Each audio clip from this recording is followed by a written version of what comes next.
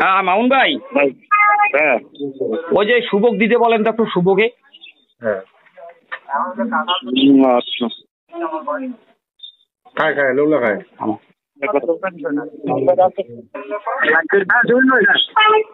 শুভ ওই যে তোমার সঙ্গে তুমি যে বললে ব্র্যাক ব্যাংকের ম্যানেজার, ওনার নাম কি? পঙ্কজ পঙ্কজ পঙ্কজ। উনি যে বললো যে না আমি তো ওগুলোর বিষয়ে জানি না। হ্যালো, হ্যাঁ হ্যাঁ পঙ্কজ ভাইয়ের সঙ্গে কথা বলো তো, তুমি করো।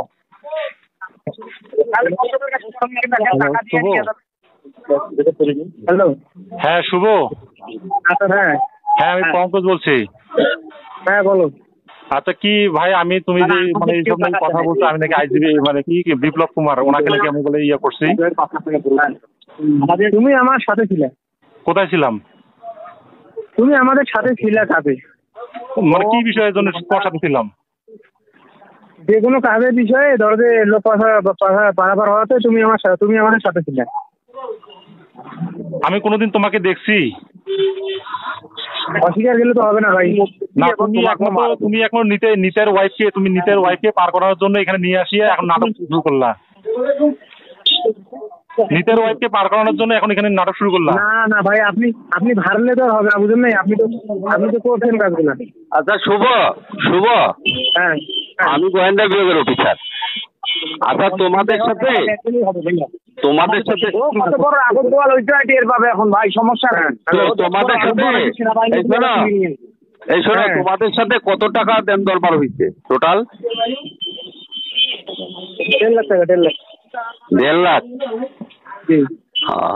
আর পঙ্কজ বাবুর বিষয়টা তুমি ক্লিয়ার করে বলো তো, পঙ্কজ বাবুর বাসায় কি উনি ছিল? হ্যাঁ হ্যাঁ পাঠাইছিল।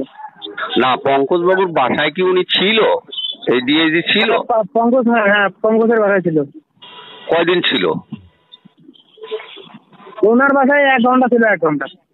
1 ঘন্টা। এরপরে ও আমার কিছু ছেলে ওখানে গেছে, আমার ছেলে রাতে দিয়ে পাঠাই দিচ্ছে। এরপরে বর্ডার ক্রস করে দিচ্ছি।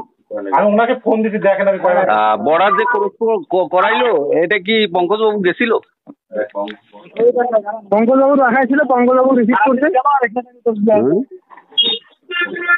পঙ্কজ বাবু রিসিভ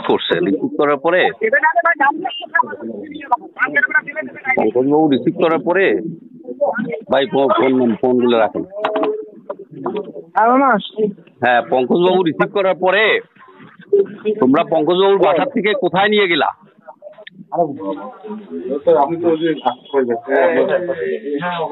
হ্যালো সুমন।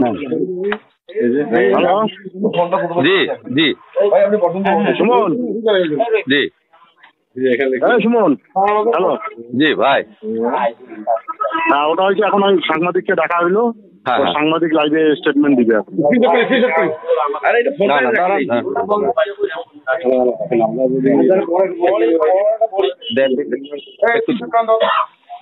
আচ্ছা ভাই, আপনাকে লোক আছে তোমার কাছে? হ্যালো জি ভাই।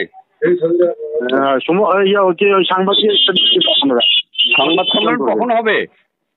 এই একটু পরেই হবে। একটু পরেই হবে। আচ্ছা ঠিক আছে, ঠিক আছে।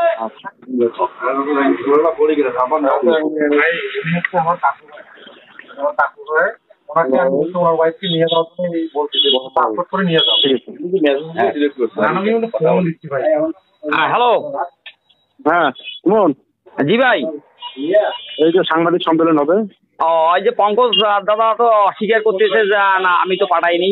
ঠিক আছে, তার বাসায় ছিল, বললি না শুনলি না? অস্বীকার তো সবাই করবে। মনে করে তো অক্সিজেন কিভাবে, আর বাড়ি কিভাবে ফেলে? তা ওইটা তো আমি বলতেছি। এই যে হানিফের সঙ্গে কথা বলেন ধরেন। হ্যাঁ ঠিক আছে। হ্যালো ভাই। এই যে তাহলে একটু পরে সাংবাদিক সম্মেলন হচ্ছে। আচ্ছা আচ্ছা ঠিক আছে।